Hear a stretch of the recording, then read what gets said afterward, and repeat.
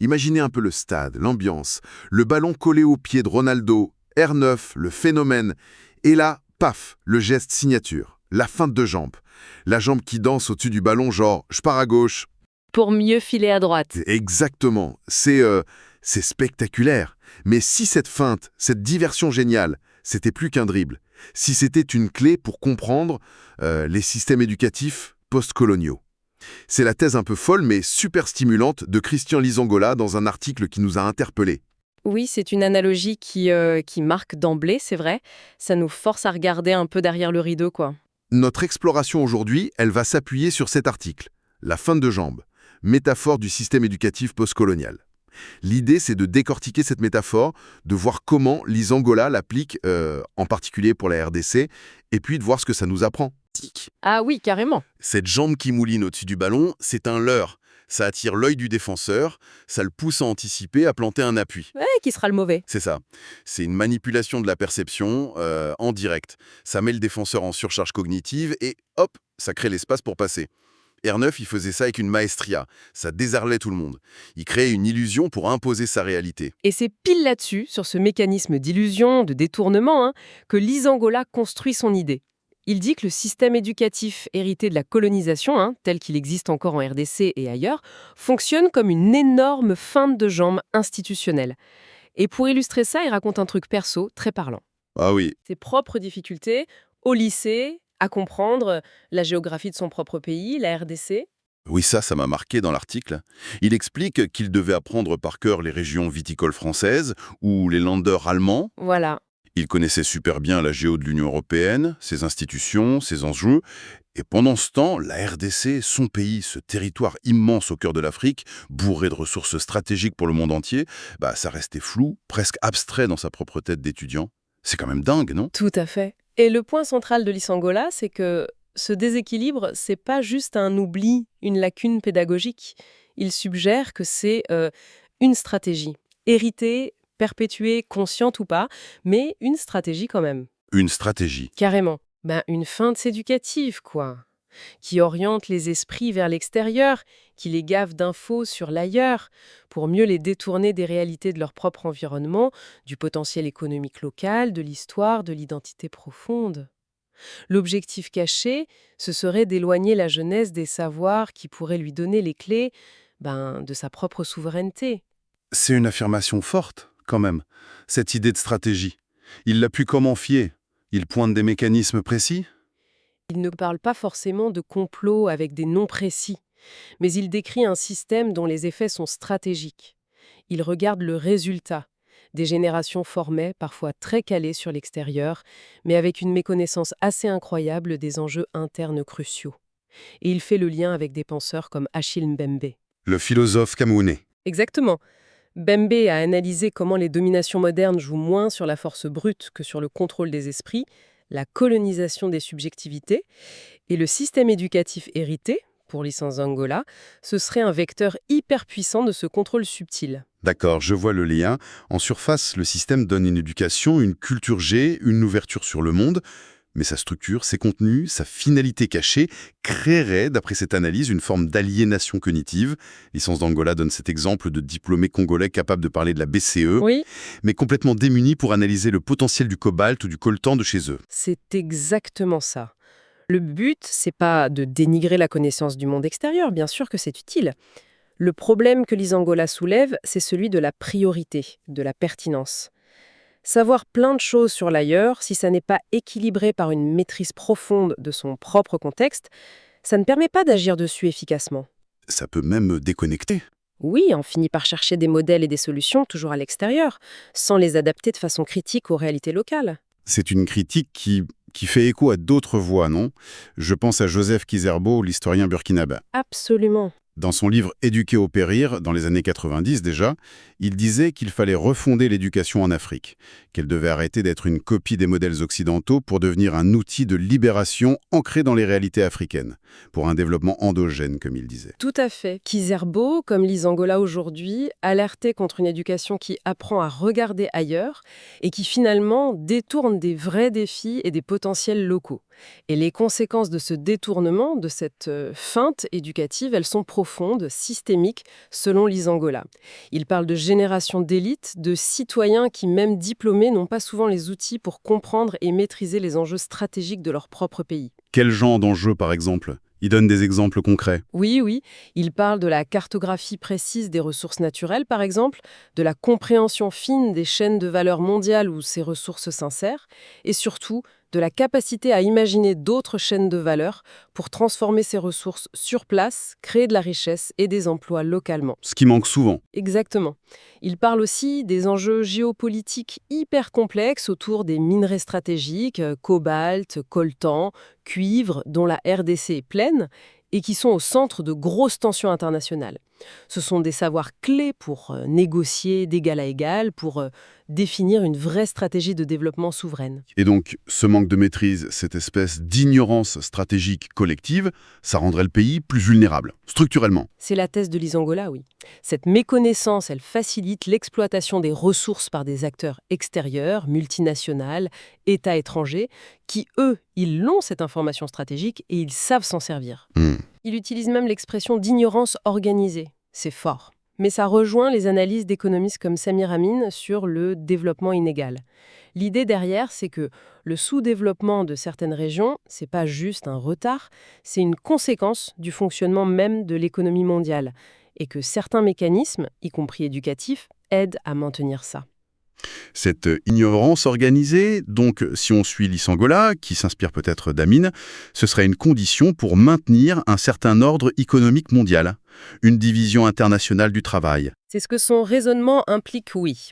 La feinte éducative, en détournant l'attention des vrais leviers de pouvoir et de développement économique local, elle contribuerait à faire durer une forme de dépendance intellectuelle et économique.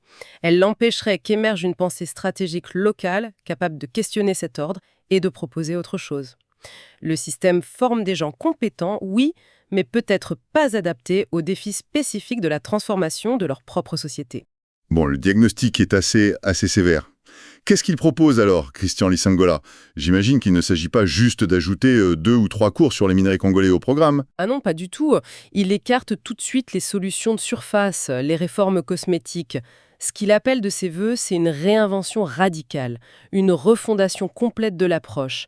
Et ça commence selon lui par une étape clé, une évaluation exhaustive, lucide, sans se voiler la face, des ressources réelles du pays, naturelles, humaines, culturelles, et de ses potentiels de développement.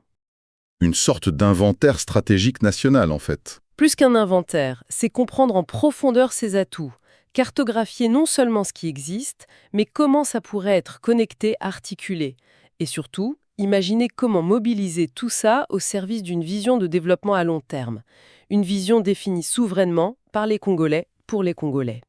Ce qui veut dire que l'éducation ne serait plus vue comme un truc à part, mais comme un élément central d'une stratégie nationale globale. Exactement. L'éducation doit être pensée comme un levier stratégique au service d'un projet de société clair. Et ça veut dire rompre avec la logique du copier-coller de modèles éducatifs pensés ailleurs, pour d'autres contextes, d'autres buts. Il faudrait créer des programmes sur mesure, conçus spécifiquement pour donner aux jeunes les compétences et les savoirs nécessaires pour réaliser ce projet national-là. Et concrètement, ça ressemblerait à quoi, ces programmes? Lisangola insiste beaucoup sur le fait qu'il faut aller au-delà de juste transmettre des connaissances sur les ressources locales.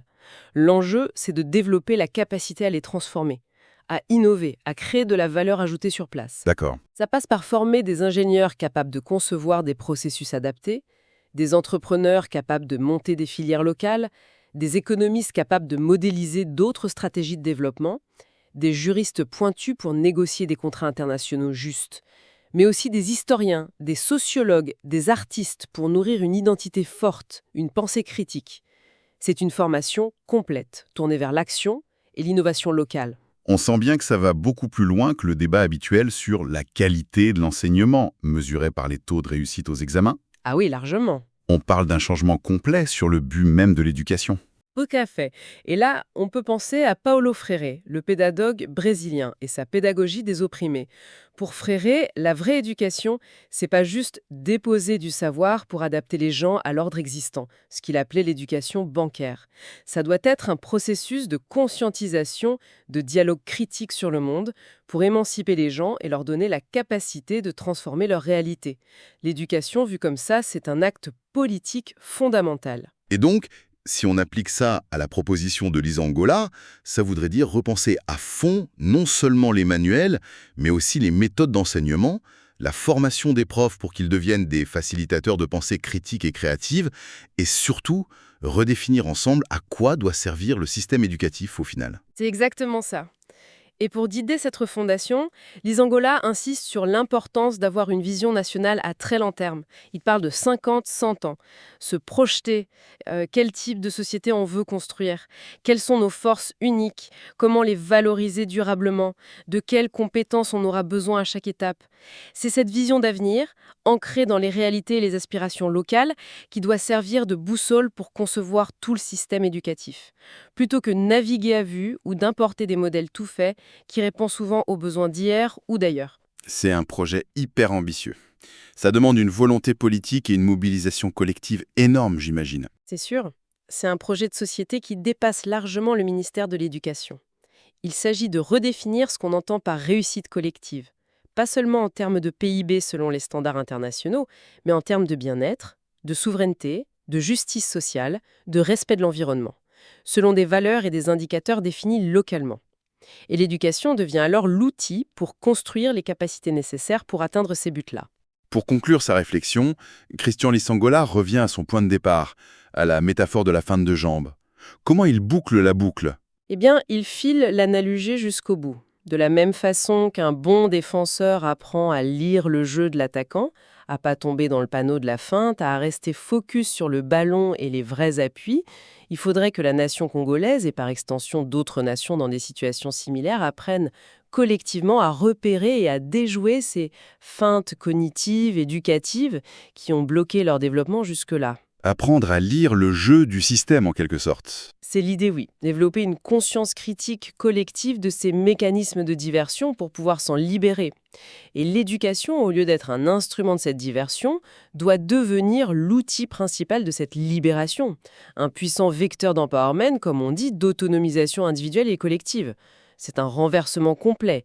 Passer d'une éducation qui aliène à une éducation qui libère et qui outille pour l'action. Et dans cette logique, il cite une figure forte, Thomas Sankara, et son appel « Il faut oser vivre africain ». Ça résonne comment avec sa proposition? Pour Lisangola, oser vivre africain dans l'éducation, ça veut dire justement oser rompre avec les modèles importés, les dépendances intellectuelles, pour concevoir et mettre en place des systèmes éducatifs vraiment ancrés dans les réalités, les cultures, les défis et les rêves du continent. Des systèmes qui valorisent les savoirs locaux, qui célèbrent les ressources propres et qui préparent la jeunesse non pas à s'intégrer sagement dans un ordre mondial déjà écrit, mais à transformer leur propre environnement pour un avenir meilleur, selon leurs propres termes. C'est comme ça, suggère l'auteur, que la feinte animation subie peut devenir une trajectoire choisie et maîtrisée.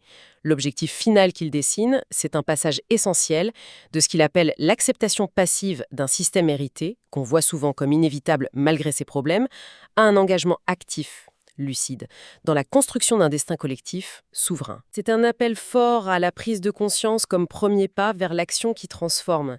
Et l'éducation est repositionnée comme le chantier numéro 1 pour bâtir cet avenir et le bien commun. Voilà une perspective vraiment puissante et qui fait sacrément réfléchir. Pour résumer un peu notre exploration basée sur l'article de Christian Lisangola, on a vu comment cette métaphore audacieuse, la feinte de jambe de Ronaldo, devient un outil d'analyse critique super éclairant. Elle permet de questionner en profondeur les systèmes éducatifs postcoloniaux. Pas juste sur leur efficacité en surface, mais sur leur rôle possible de détournement stratégique de l'attention, loin des enjeux locaux qui sont clés pour un développement autonome, souverain. Tout à fait. Et ça nous amène naturellement à une dernière question, une piste pour continuer à réfléchir après notre discussion. Lisangola appelle à passer de l'acceptation passive à l'engagement actif. C'est mobilisateur comme appel, mais qu'est-ce que ça veut dire concrètement ? Une fois que la feinte est repérée, une fois qu'on a pris conscience, que ce soit individuellement ou en tant que communauté ou nation, comment cette nouvelle lucidité peut se traduire en action, en stratégies concrètes qui vont plus loin que la critique et qui commencent une vraie transformation sur le terrain. Dépasser l'analyse pour construire l'alternative, c'est sans doute là que se trouve le défi le plus stimulant et le plus complexe.